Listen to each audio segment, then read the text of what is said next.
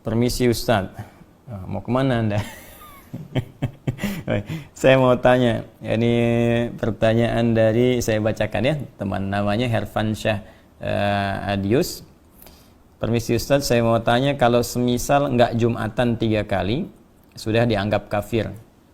Lantas jika wabah corona ini sampai 1 bulan, berarti kita sudah tidak Jumatan 4 kali. Nah itu gimana ya Ustadz? Baik, bagus pertanyaannya.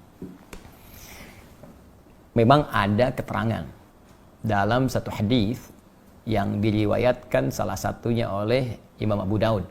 Nomor hadis 1052, rawinya Abi Al-Ja'i. Ya, dari Rasulullah sallallahu alaihi wasallam, beliau pernah bersabda, bima makna man taraka thalatha juma'in tahawunan alaihi. Nah, tolong digaris bawahi kalimat tahawunan alaihi. Ya, taba'allahu ala qalbi.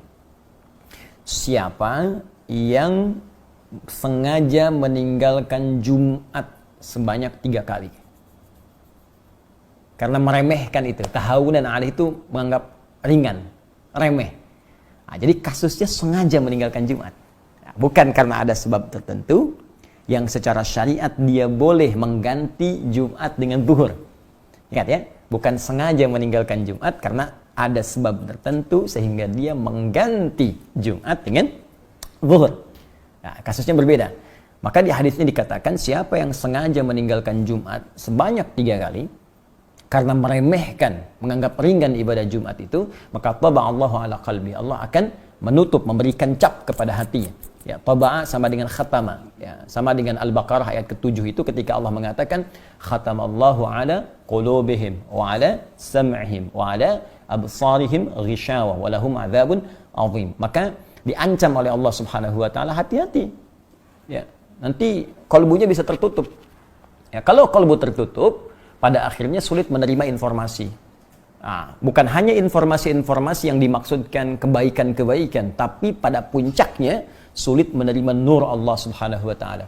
Karena itu kalau dengar azan ke telinga sudah nggak mempan lagi, nggak peduli dengar azan. Lihat orang ke masjid sholat sudah tidak ada kecenderungan untuk bisa mengikuti. Bahkan puncaknya ada yang anti. Awas, hati-hati nih. Hati-hati, puncaknya anti.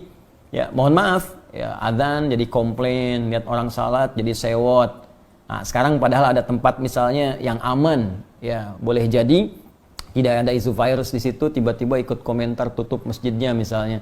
Nah, ini aneh nih, saat masjid buka Anda tidak ada, ya saat masjid sekarang ada corona ramai Anda minta ditutup, padahal orangnya nggak pernah ke masjid misalnya. Nah, itu juga hal yang penting untuk kita dudukan dengan cara yang baik. Jadi yang dimaksud kondisi sekarang corona ini kondisi yang berbeda yang dimaksudkan hadis yang tadi. Ya, karena itu penting kita mengkaji secara detail sehingga tidak salah paham atau pahamnya yang salah. Jelas ya? Nah, dalam konteks orang tidak bisa Jumat, nah, karena kekhawatiran diduga menyebarnya virus misalnya corona ini, ya apalagi misalnya mohon maaf di masjid-masjid simpangan, jalan, ya atau sekarang seperti Istiqlal kan, atau masjid-masjid yang di pinggir jalan yang kita nggak tahu siapa jamaahnya, mungkin dia membawa virus dan sebagainya, maka ada kebijakan di masjid tersebut tidak diselenggarakan salat Jumat dan jamaah kemudian diperkenankan mengganti dengan salat zuhur. Bahkan telah keluar fatwa MUI terkait dengan persoalan ini. Maka di sini pernah saya sampaikan berlaku hadis Nabi. Ya, idza maridal 'abdu aw safar kutiba lahu mithla ma kana 'alaihi muqiman sahiha. Kalau seorang hamba punya uzur, bahkan uzurnya pun ya bisa sakit, bisa karena penyakit tertentu, bahkan kalaupun nggak ada penyakit, safar kata Nabi itu. Safar, perjalanan jauh.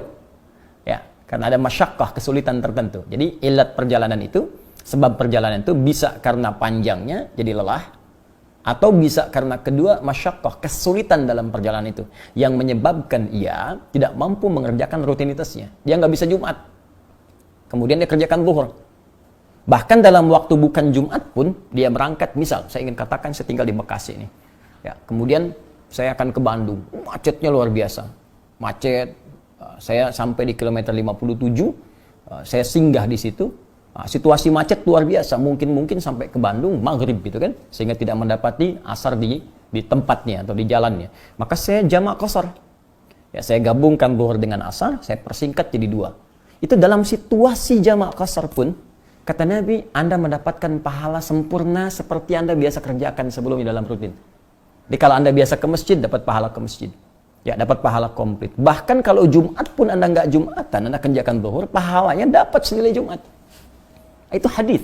Nah, jadi ini pentingnya kita mengaji sehingga bisa menempatkan sesuatu sesuai dengan tempatnya. Jadi jangan sampai ada pembicaraan begini misal.